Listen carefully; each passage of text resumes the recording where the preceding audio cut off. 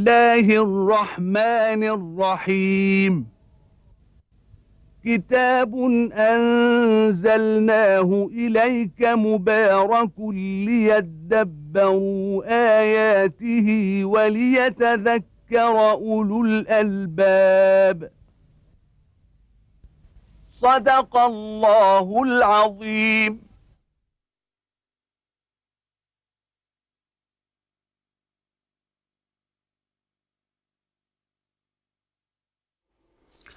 الحمد لله رب العالمين الرحمن الرحيم مالك يوم الدين، والصلاة والسلام على المبعوث رحمة للعالمين سيدنا ونبينا محمد وعلى آله وأصحابه ومن اهتدى بهداه وعمل بالسنة إلى يوم الدين.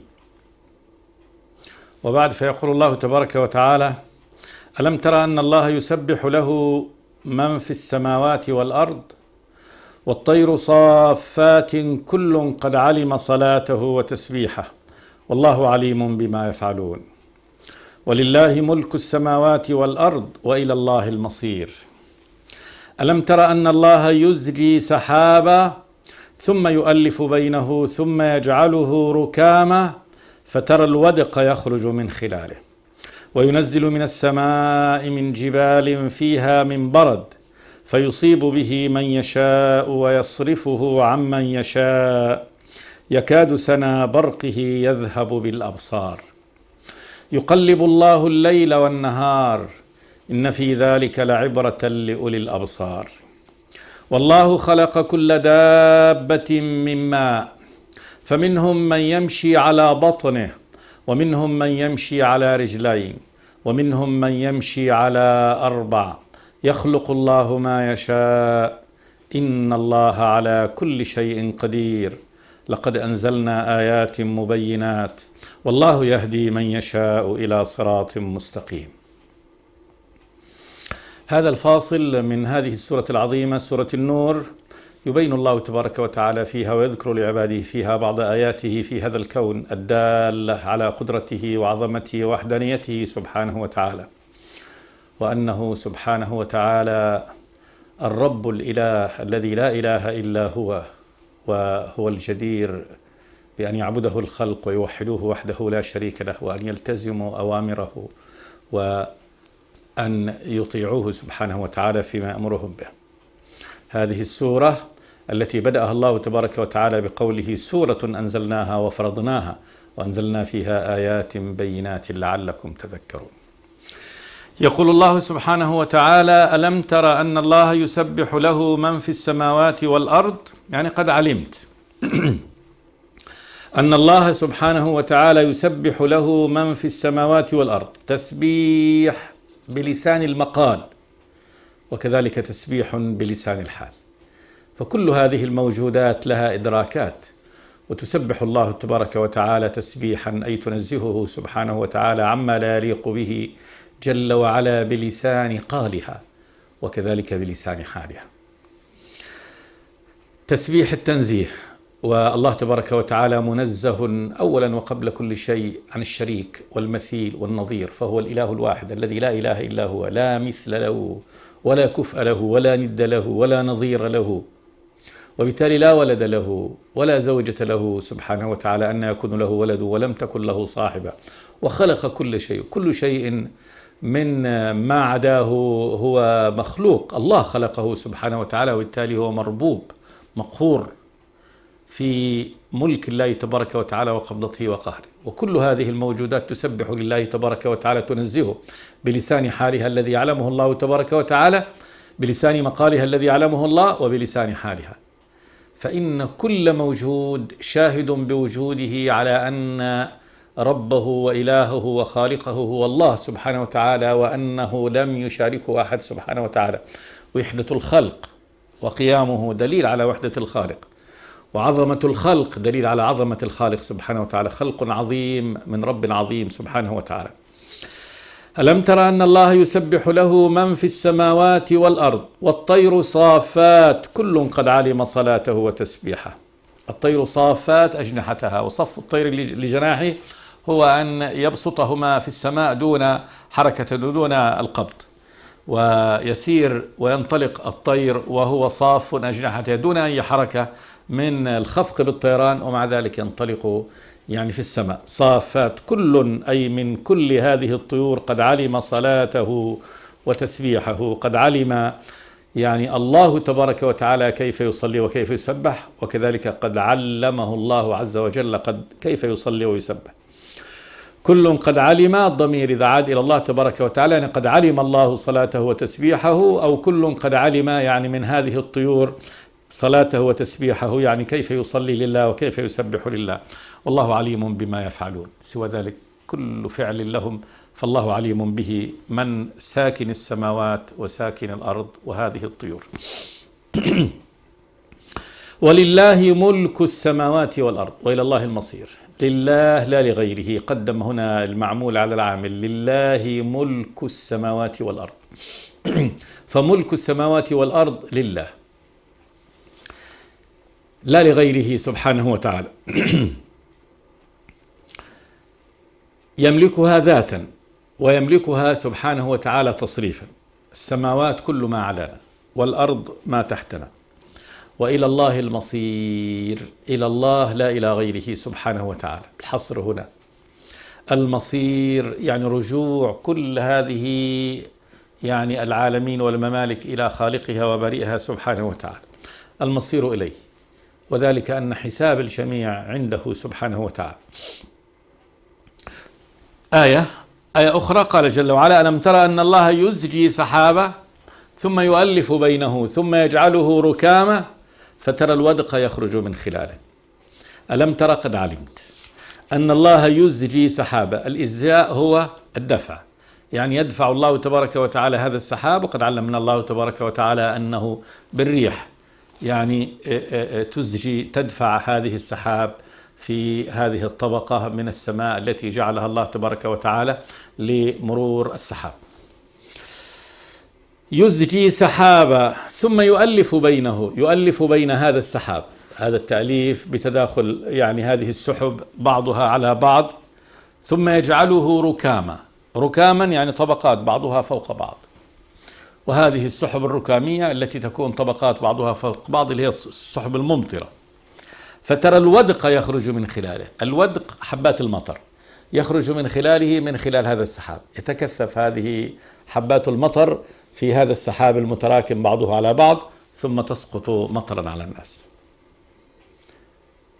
خلق بديع ومنظر بديع وإنشاء بديع، أمر عظيم جدا في يعني نشأة السحاب وجريانه في السماء، وكونه في هذه الطبقة بالذات من السماء، وانتقاله من مكان إلى مكان، وتصريفه على الأرض يعني كلها على هذا النحو، وتصريفه كذلك في أن يكون دائم في هذا المكان، شتوي في هذا المكان، صيفي في هذا المكان، فصلي في هذا المكان.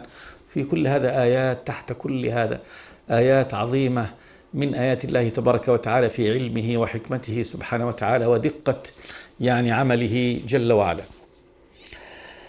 فترى الودق يخرج من خلاله وينزل من السماء من جبال فيها من برد.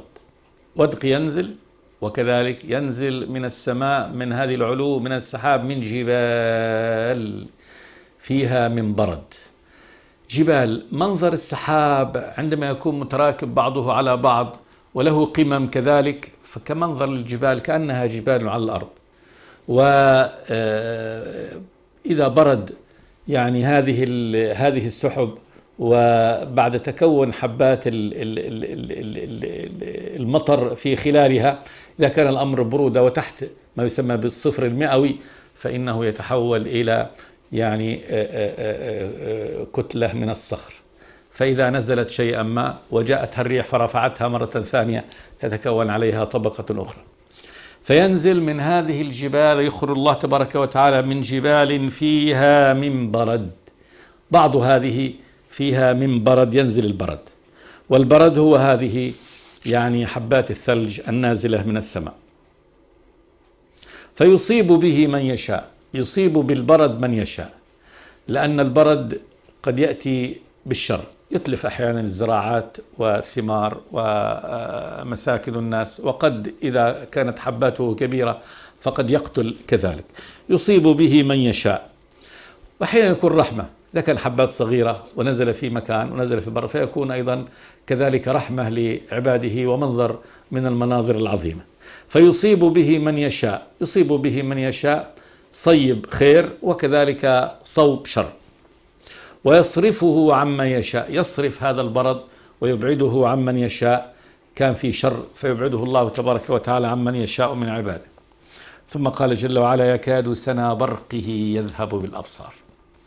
برق، البرق هذا اللمعان الشديد، شرارة الضوء هذه التي تشتعل يعني بين السحاب. قيل إنها من اصطكاك السحاب بعضه على بعض، يكون في شحنة يعني موجبة في بعض السحاب، شحنة سالبة، فتفرغ هذه الشحنة فتنطلق هذه الشرارة العظيمة فينشأ عنها هذا الضوء اللامع البرق. يكاد سنا برقه يذهب بالأبصار. إذا الإنسان فاجأه هذا البرق وهو ينظر إلى السماء في هذا وانفجر الضوء على هذا النحو، فإنه قد يذهب بالأبصار من لمعان يعني هذا البرق. يكاد سنا برقه يذهب بالأبصار. منظر بديع وخلق بديع للرب سبحانه وتعالى، بديع السماوات والأرض، وكل هذه آيات من آياته سبحانه وتعالى. وانظر تداخل يعني الرحمة مع العذاب أحيانا.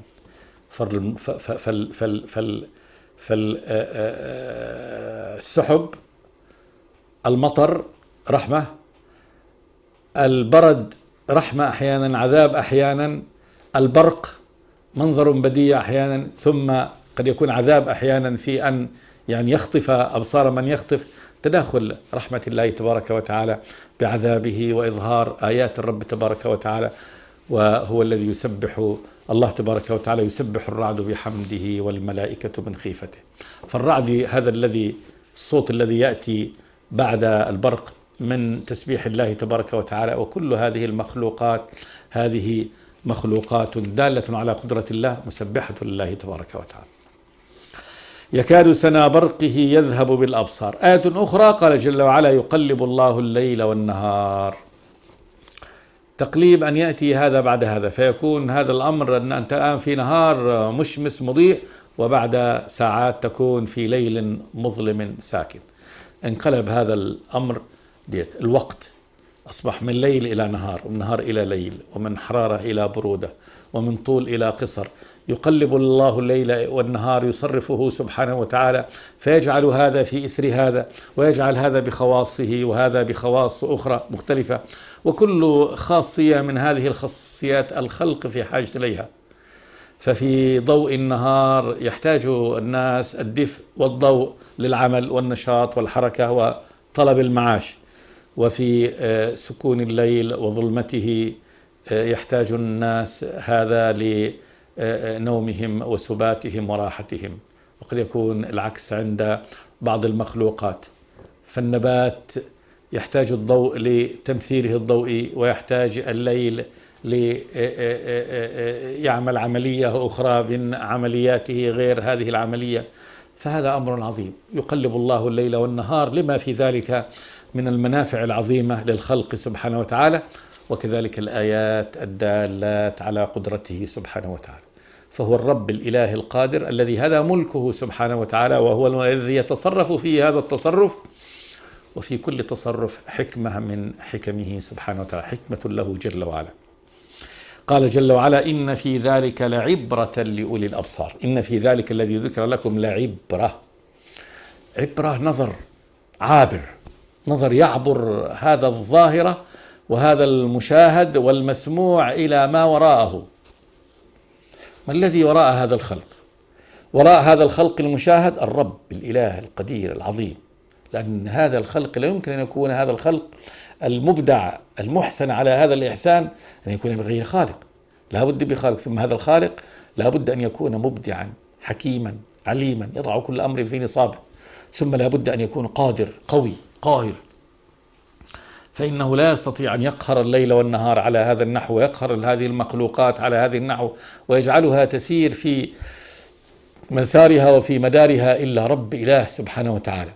رفع هذه السحب العظيمة القوية يرفعها سبحانه وتعالى إلى السماء، ثم تنظيمها على هذا النحو على سطح هذه الأرض، ثم أن ينزل مطر هنا وأن ينزل برد هنا، هذا أمر يعني في غاية الحكمة، يدل على حكمة خالقه سبحانه وتعالى وقدرته. ثم في النهاية أن هذا الخالق الذي خلق هذا الخلق لا يمكن أن يكون خلقه سدى ولا عبثا ولا لعبا، لا بد أن يكون له شرعة ومنهاج وأمر ونهي.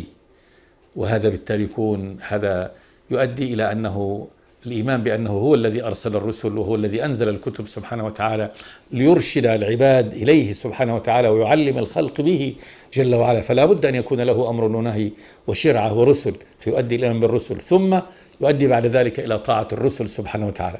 هذا من يعتبر، هذا للذي يعتبر بهذا الخلق المشاهد. فالله تبارك وتعالى يبين هذا الخلق المشاهد ويذكره سبحانه وتعالى وما فيه من يعني أدلة قدرته، ويقول إن في ذلك لعبرة، لكن لمن قال لأولي الأبصار، الأبصار الحقيقية، بصر عين وبصر قلب. فالذي له بصر بعينه يبصر وله قلب يبصر بعد ذلك يعرف ما وراء هذا الذي يستفيد بهذه الآيات. أما من لا قلب له ويمر على هذه الآيات يبصرها ولكن لا يعتبر بيعرف، بس يقف عند هذه الظاهرة ثم لا يعرف ما خلفها، فهذا لا يعتبر بشيء من ذلك. وكم من آيات في السماوات والأرض يمرون عليها وهم عنها معرضون، يعرض عن هذه الآيات وخلاص يظن أن العلم هو أن يعرف يعني هذه الظاهرة، ظاهرة المطر والسحاب وكيف يتكون وكيف ينزل ديتها البرق والمطر، يعرف هذا ثم لا يعرف ما وراء ذلك، وهذا عمل الكافر. ثم آية أخرى من آيات الله تبارك وتعالى قال جل وعلا: والله خلق كل دابة من ماء. الله جل وعلا لا غيره خلق كل دابة من ماء، الخلق كله له، لم يشارك الله تبارك وتعالى أحد في خلق شيء أبدا، ولا أعانه في خلق شيء، ولا أعد له إعدادا ليخلقه الله تبارك وتعالى، بل الله هو المستقل بالخلق دون سائر خلقه سبحانه وتعالى. لا جبريل يخلق ولا الملائكة يخلقون ولا الجن يخلقون ولا اجتمع أهل السماء والأرض على أن يخرجوا ذرة من ذرات الوجود إلى الوجود، لا يستطيعون. وأن يخلقوا ذبابة من هذه يعني حشرة من هذه الحشرات الحقيرة المنتشرة في الأرض، لا يستطيعون.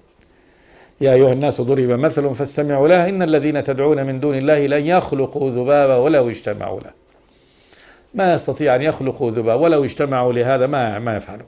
وإن يسلبهم الذباب شيئا لا يستنقذوه منه، ضعف الطالب والمطلوب. والله سبحانه وتعالى خلق كل دابة من ماء. الدابة في لغة العرب كل ما له دبيب، والدبيب سير، فكل ما يدب على سطح هذه الأرض هذه دابة، سواء كان من هذه النمل الصغير التي تدب على الأرض أو الفيل العظيم أو الإنسان أو الطير أو الزواحف، كل هذه يعني الحشرات والزواحف ومن يسير على رجلين ويسير على أربع كلها دواب. الله خلق كل دابة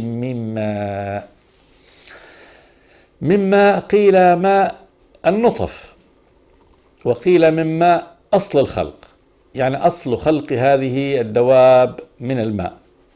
وقد علم أن الماء جزء أساسي مكون لكل الأحياء، ما في حي يكون بالماء. الإنسان أكثر من 90% من مكوناته ترجع إلى الماء في الأساس، وكل هذه كل حي فالماء جزء أساسي، وجعلنا من الماء كل شيء حي.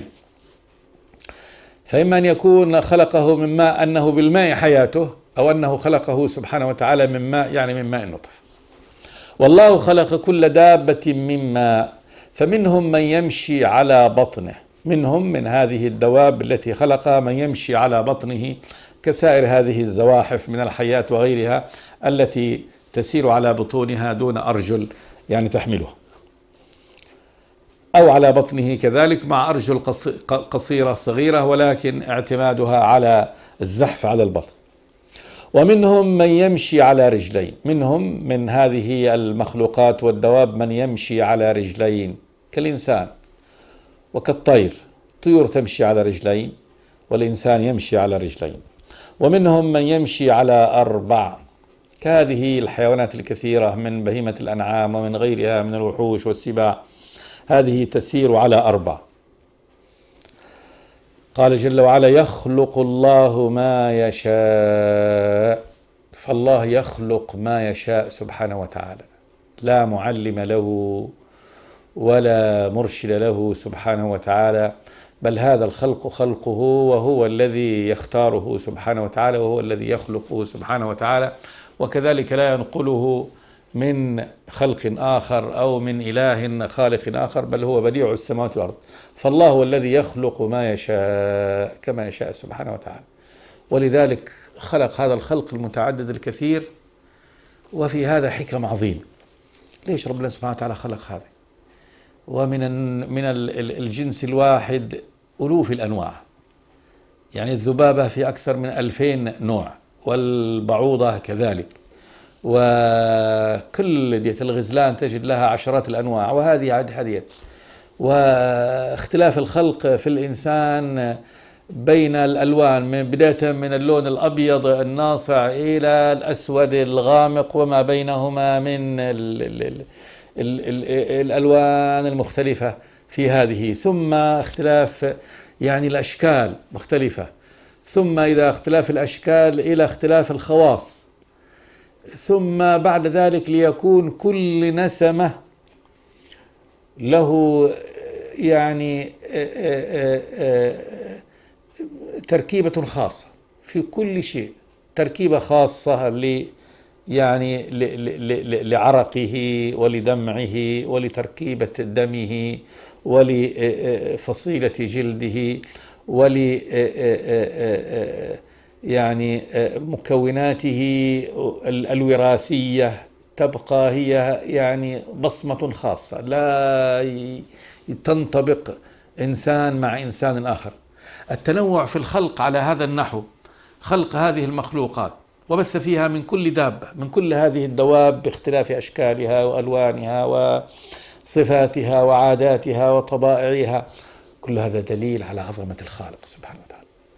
إن هذا الخالق الذي خلق هذا الخلق المتنوع المتعدد بهذا التنوع العظيم جدا الكثير جدا، هذا دليل على أنه إله عظيم واسع العلم، وكذلك أنه سبحانه وتعالى له القدرة على هذا الأمر، وأنه يعلمه وأن هذا كله إنما خلقه سبحانه وتعالى بعلمه وبقدرته.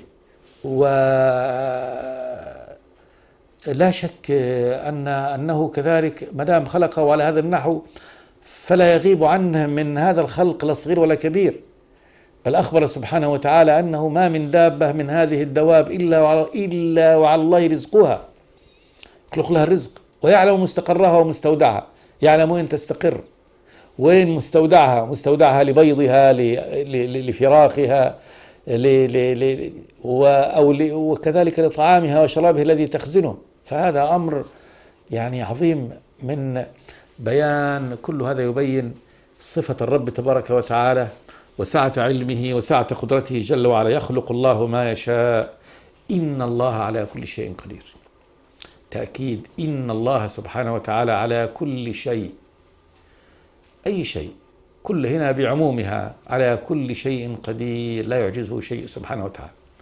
فكما لم يعجزه هذا الخلق العظيم المتنوع المتعدد على هذا النحو الذي يتنوع أنواعا وأجناسا، ثم بعد ذلك يتخصص تخصصا فيصبح كل مخلوق له صفاته الخاصة التي لا يمكن أن تنطبق مع مخلوق آخر. أمر عظيم من خلق الله تبارك وتعالى.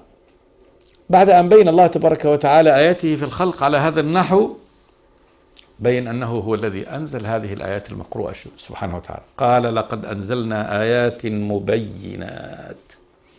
هذه آيات المقروءة سبحانه وتعالى، لقد أنزلنا، يخبر الله سبحانه وتعالى بأنه هو الذي أنزل، يؤكد هذا. أنزلنا آيات مبينات لماذا؟ لكل هذا العلم العظيم الذي يعلمنا الله تبارك وتعالى به، مبينات لصفة الرب تبارك وتعالى وأسمائه وأفعاله وقدرته جل وعلا، مبينات لشريعته وأمره ونهيه سبحانه وتعالى، فهي تبين شريعة الله تبارك وتعالى. فهذه آيات الله المنزلة من عنده سبحانه وتعالى مبينة لكل هذا. لقد أنزلنا آيات مبينات والله يهدي من يشاء إلى صراط المستقيم. يبقى هنا لماذا لا يؤمن الخلق بعد هذا البيان الإلهي الناصع الواضح؟ قال جل وعلا والله يهدي من يشاء، يعني إلى طريق إلى صراط مستقيم. صراط الطريق مستقيم، طريق الله تبارك وتعالى لا عوج فيه، ما في عوج، بل كله صراط مستقيم. كل أمر يأمر الله تبارك وتعالى به إنما هو الحق والعدل، فإخباره كلها صدق، أحكامه كلها عدل، ما في التواء ولا لف ولا دوران ولا كذب ولا غش ديت، فهو صراط المستقيم. الله يهدي من يشاء سبحانه وتعالى إلى صراط المستقيم، والهدى هنا بمعنى التوفيق. أما الهداية هداية الوضوح والبيان فهي الخلق جميعا، فإن الله تبارك وتعالى قد بين طريقه للناس جميعا، ويمكن للمنافق والكافر وإبليس أن يعرف طريق الرب تبارك وتعالى من حيث المعرفة والعلم، لكن الهداية والتوفيق الله يهدي من يشاء إلى صراط المستقيم. وقد أخبر سبحانه وتعالى بأنه يهدي إليه من ينيب، يهدي المنيب إلى الله، الطاعي إلى الله، الراجع إلى الله تبارك وتعالى، الذي يسير في طريقه، المصدق بما أنزل. أما إذا كان يكذب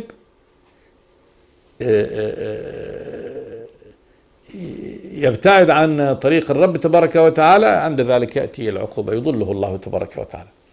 فأما من أعطى واتقى وصدق بالحسنى فسنيسره لليسر، وأما من بخل واستغنى وكذب بالحسنى فسنيسره للعسر. فالله تبارك وتعالى يهدي يوفق إلى دينه سبحانه وتعالى من يشاء أولا هو، والذي يشاء الله تبارك وتعالى هدايته يكون موفق إلى سلوك طريق الرب، إلى الإيمان به وإلى سلوك طريقه فيوفقه الله تبارك وتعالى. الله ولي الذين آمنوا يخرجهم من الظلمات إلى النور. قال جل وعلا إن هذه تذكرة فمن شاء اتخذ إلى ربه سبيلا وما تشاءون إلا أن يشاء الله إن الله كان عليما حكيما يدخل من يشاء في رحمته والظالمين أعد لهم عذابا أليما.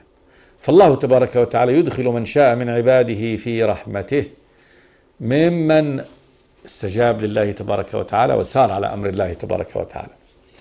أما أهل الظلم وأهل الغش فهؤلاء أخبر الله تبارك وتعالى بأنه يعاقبه. قال جل وعلا ومن يعش عن ذكر الرحمن نقيض له شيطانا فهو له قرين وإنهم لا يصدونهم عن السبيل ويحسبون أنهم مهتدون. لما؟ لأنه عاش عن ذكر الرحمن. وقال ونقلب أفئدتهم وأبصارهم كما لم يؤمنوا به أول مرة. لما لم يؤمنوا به أول مرة ويصدقوه وقد عرفوا أنه الحق عند ذلك نقلب أفئدتهم وأبصارهم فيعميهم الله تبارك وتعالى. يا أيها الذين آمنوا استجيبوا لله وللرسول إذا دعاكم لما يحييكم واعلموا أن الله يحول بين المرء وقلبه. أن الله يحول بين المرء وقلبه يجعل حوال بينه وبين الهداية إذا لم يستجب لأمر الله تبارك وتعالى. فإذا تنكب أمر الله وترك أمر الله عند ذلك الله يحول بينه وبين الهداية. إن الذين كفروا سواء عليهم أنذرتهم أم لم تنذرهم لا يؤمنون ختم الله على قلوبهم وعلى سمعهم وعلى أبصارهم غشاوة ولهم عذاب عظيم أي بكفره. بهذا ينتهي هذا الفاصل الذي جاء بعد هذه الآيات العظيمة من آيات الله تبارك وتعالى في التشريع. ذكر الله تبارك وتعالى آياته في الخلق ثم بين سبحانه وتعالى أنه يعني أنزل آياته كذلك المقروءة مبينات صراطه المستقيم. لقد أنزلنا آيات مبينات والله يهدي من يشاء إلى صراط المستقيم. نقف عند هذا. هدانا الله تبارك وتعالى وإياكم إلى صراط المستقيم. استغفر الله لي ولكم من كل ذنب. الحمد لله رب العالمين. بسم الله الرحمن الرحيم. كتاب أنزلناه إليك مبارك ليدبروا آياته وليتذكر أولو الألباب. صدق الله العظيم.